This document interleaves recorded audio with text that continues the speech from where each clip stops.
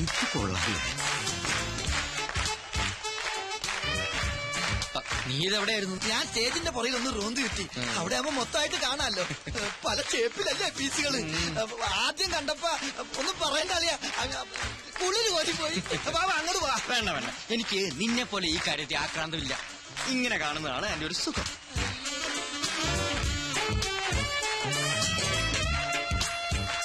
ഇതിനൊരു 40 മാർക്ക് ഞാൻ കൊടുക്കും. നീയോ? അത്രയ്ക്കൊന്നുമില്ല. തൊലി വെളുപ്പ് മാത്രമേ ഉള്ളൂ. ടീച്ചേഴ്സ് പോരാ. ടീച്ചേഴ്സ് അല്ലടാ, ടീച്ചേഴ്സ്.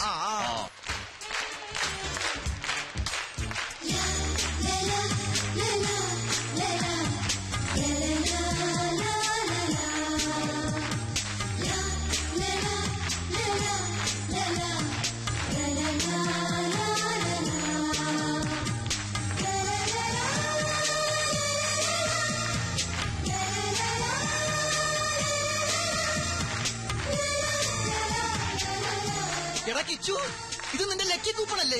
ഇത് ഏത് മാളത്തിൽ ഒളിച്ചിരുന്നു?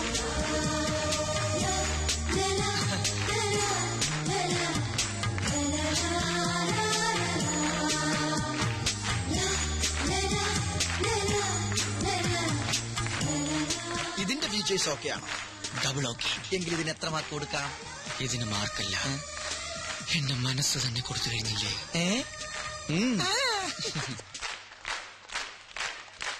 She's nice, beautiful. ഇവളെ നമുക്ക് വേണം. എത്ര പ്രതിഫലം ചോദിച്ചാലും കൊടുത്തരെ. കമ്പനിയുടെ പ്രസ്റ്റീജിയസ് മോഡലാക്കണം ഇവളെ. കറക്റ്റ്, ഞാനത് പറയാൻ തുടങ്ങിയായിരുന്നു. നീ ഇതൊന്നും കേൾക്കുന്നില്ലേ? എന്നാൽ അവളുടെ ഡീറ്റെയിൽസ് ചോദിച്ച് ഫിക്സ് ചെയ്യ് ഇപ്പൊ തന്നെ. മണ്ണും ചാരി നിന്നവൻ പെണ്ണും കൊണ്ട് പോകുമോ? നിനക്കെന്താ പറഞ്ഞാ മനസ്സിലാവാത്തത്? മനുസാറിന് വേണ്ടി എത്ര പെൺപിള്ളേരുടെ പുറകെ ഞാൻ പോയിട്ടുണ്ട്, എത്ര പേരുടെ തെറി കേട്ടിട്ടുണ്ട്. അപ്പോഴൊക്കെ മനുസാറിന്റെ താല്പര്യത്തിന് ഞാൻ കൂട്ടി നിന്നിട്ടുള്ളൂ. പക്ഷെ ആദ്യമായിട്ടാ എനിക്കൊരു പെൺകുട്ടിയോട് ഇഷ്ടം തോന്നിയത്. ഇപ്പൊ അതും. എടാ മോനെ, നിന്റെ ജീവിത ലക്ഷ്യം എന്താ? സ്വന്തമായൊരു കമ്പനി, സന്തോഷകരമായൊരു ജീവിതം. ഇതൊക്കെ ആര് വിചാരിച്ചാ നടക്കുക? ഈ മുതലാളി ആണല്ലോ. തറവാട് കൈവിട്ടു പോകാതിരിക്കാൻ മാസാമാസം ഗംഗാധര മുതലാളിക്ക് പലിശ അയക്കുന്നില്ലേ? എവിടെന്നാ പണം? ഈ മുതലാളിയുടെ പോക്കറ്റിൽ നിന്ന്. മനുസാറ് സന്തോഷിക്കുന്നിടത്ത് നിന്റെ ജീവിതം രക്ഷപ്പെടുകയാണ്. അത് നീ മറക്കണ്ട. അതൊക്കെ ശരിയാ. എന്നാലും കുന്നാലും ഒന്നുമില്ല. തൽക്കാലം ഇങ്ങനെ ഒരു പെണ്ണിനെ കണ്ടിട്ടില്ല എന്ന് വിചാരിക്കും. ഇനി അവൾക്ക് നിന്നോട് വല്ലതുണ്ട്? അതുമില്ല. അവള് കോടീശ്വരനെ കെട്ടാൻ നടക്കാന്ന് നീയല്ലേ പറഞ്ഞത്? എടാ കിച്ചു, സ്വപ്നങ്ങൾ നെയ്തുകൂട്ടാൻ മാത്രമേ നമുക്കൊക്കെ കഴിയൂ. അത് പ്രാവർത്തികമാക്കാൻ സമ്പത്ത് വേണം. എനിക്കോ നിനക്കോ അതില്ല. അതൊക്കെ അർഹിക്കുന്നവർക്ക് വിട്ടുകൊടുക്ക്. മുതലാളിയോട് കൂറുള്ള ഒരു തൊഴിലാളിയായി ജീവിക്കും. ഇനി ഒന്നും ആലോചിക്കണ്ട. ഐമാറ്റിലെ പുതിയ മോഡലായി അവളെ നിയമിച്ച കാര്യം നീ എന്നറിയിക്കും. വാട ചക്കരെ.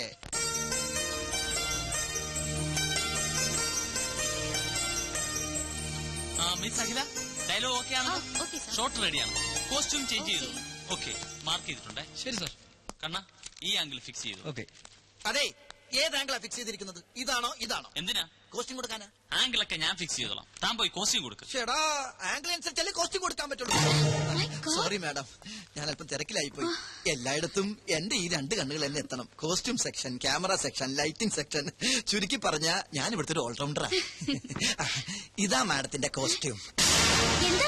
കോസ്റ്റ്യൂം അളവ് കറക്റ്റാ. ഇതിന്റെ ബാക്കി എവിടെ? ബാക്കിയാ? ഇല്ല, ഇത്രേ ഉള്ളൂ. അറേബ്യൻ ജ്വല്ലറിയുടെ ആഡ് എന്നല്ലേ പറഞ്ഞത്? അതെ, ആധുനിക നാരിയുടെ ആധുനിക സ്വർണ്ണ സങ്കല്പം. നോൺസെൻസ്. ഇത്തരം ഡ്രസ്സുകളൊന്നും ഞാൻ ധരിക്കില്ല. ധരിക്കില്ലേ? ഇതെന്ത് കൂത്താ? പിന്നെ ആര് ധരിക്കും? ഞാനാ? ലുക്ക്, അതൊന്നും എനിക്കറിയണ്ട. പക്ഷെ ഞാൻ ഇത് ധരിക്കില്ല. ഇങ്ങോട്ട് നോക്കിയേ. കുട്ടി ഇത് ധരിച്ചില്ലെങ്കിൽ മുതലാളിയുടെ പണി കിട്ടുന്നത് എനിക്കായിരിക്കും. ഇല്ലെന്ന് പറഞ്ഞില്ലേ? പോയി ഡയറക്ടറോട് പറ. അതെ, പണത്തിന്റെ പ്രശ്നമാണെങ്കിൽ മുതലാളിയോട് പറഞ്ഞ് ശരിയാക്കാം. തുണി കുറയും തോറും മണി കൂടും.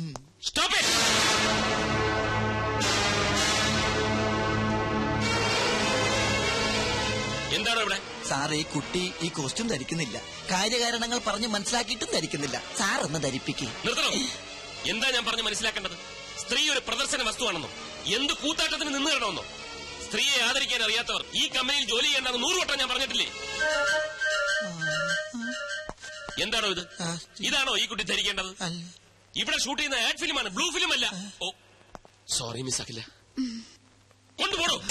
കോസ്റ്റ്യൂമിനല്ലല്ലോ സാർ പ്രാധാന്യം, സ്വർണ്ണാഭരണങ്ങളാൽ പൊതിഞ്ഞ ഈ സുന്ദര മേനിക്കല്ലേ. കോൺസെപ്റ്റ് വേണേ മാറ്റാം, പക്ഷെ സ്ത്രീയുടെ മനസ്സ്, സംസ്കാരം ഇത് മാറ്റാനാവില്ല. മാറ്റാൻ ഞാൻ സമ്മതിക്കില്ല. എന്താണോ ഇത്, പള്ളിയിലച്ഛന്റെ ലോഹയം? സ്ത്രീ ശരീരം മൂടിക്കെട്ടി വെക്കാനുള്ളതല്ല. അതിന്റെ സൗന്ദര്യം ആസ്വദിക്കണമെങ്കിൽ അല്പം കലാബോധം വേണം. ആഡ് ഫിലിമാണ് ഇവിടെ ഷൂട്ട് ചെയ്യുന്നത്, അല്ലാതെ കഥകളിയോ ഓട്ടംതുള്ളലോ ഒന്നുമല്ല. പോയി വല്ല ബിക്കിനിയോ മിനിസ്കർട്ടോ എടുത്തോണ്ട് വാടോ. Be sexy man, I say be sexy. എന്താണോ വായം പൊളിച്ചിരിക്കുന്നത്? ഇനിയെങ്കിലും സ്ത്രീകളെ ബഹുമാനിക്കാൻ പഠിക്കണം. ഇന്നിന് ഷൂട്ടിംഗ് മതി, പാക്കപ്പ്. പോടോ. സോറി മിസ് അഖില, ഈ മൂഡിൽ ഇന്നിനി ഷൂട്ടിംഗ് വേണ്ട. ഞാൻ കാരണമാണ് ഇതൊക്കെ സംഭവിച്ചത്. സാറിന്റെ മൂഡ് കളഞ്ഞതിന് ഞാനാ സോറി പറയേണ്ടത്. സാറല്ല, മനു. അങ്ങനെ വിളിച്ചാൽ മതി. നമുക്ക് ഷൂട്ടിംഗ് നാളെ ആക്കിയാലോ? നല്ല മൂഡിൽ. നാളെ എനിക്കൊരു എൻഗേജ്മെന്റ് ഉണ്ട്. എന്താ? പേഴ്സണലാ. എന്നാൽ അഖിലേക്ക് ഒഴിവുള്ളത് എപ്പോഴാണോ അപ്പോൾ. ഓക്കെ. Thank you sir. സാറല്ല, മനു. Thank you Manu. ഞാൻ വരട്ടെ. അഖില, തന്റെ ഈ ചിരിയുണ്ടല്ലോ, അതാ ക്യാച്ചിങ്. ചിരിക്കുമ്പോ അഖില കൂടുതൽ സുന്ദരിയാവുന്നു. Thank you Manu. വെൽക്കം.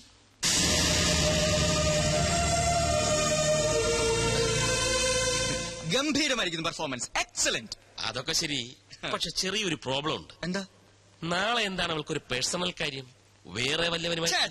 അതൊന്നുമല്ല സാർ, ആ കുട്ടിയുടെ ബയോഡേറ്റ കണ്ടു. കണ്ടു. നാളെ അവളുടെ ബർത്ത്ഡേയാ. ഓ, അത്രേ ഉള്ളൂ. ആ ടെൻഷൻ അങ്ങ് മാറി.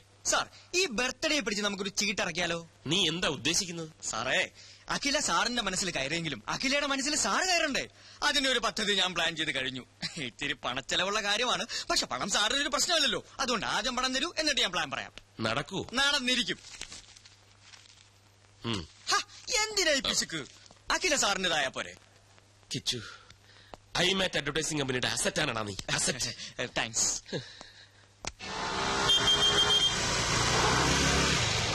അഖില, എന്തിനായിരിക്കും കിച്ചു ഇങ്ങോട്ട് വരാൻ പറഞ്ഞത്? ഒരു സർപ്രൈസ് ഉണ്ടെന്ന് മാത്രം പറഞ്ഞു. എന്തോ വിശേഷം ഉണ്ടല്ലോ ഇവിടെ.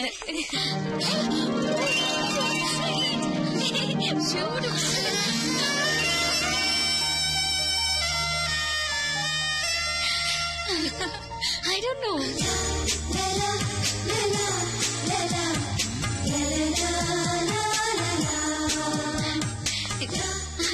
എന്തൊക്കെ ചെയ്തൊക്കെ?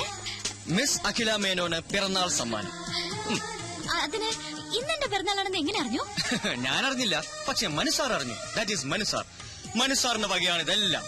സാറിന് ഒരാളെ ഇഷ്ടപ്പെട്ട അവരെ കുറിച്ചുള്ള ഫുൾ ഡീറ്റെയിൽസ് അറിഞ്ഞു വെക്കും. അതൊരു നമ്പറാ.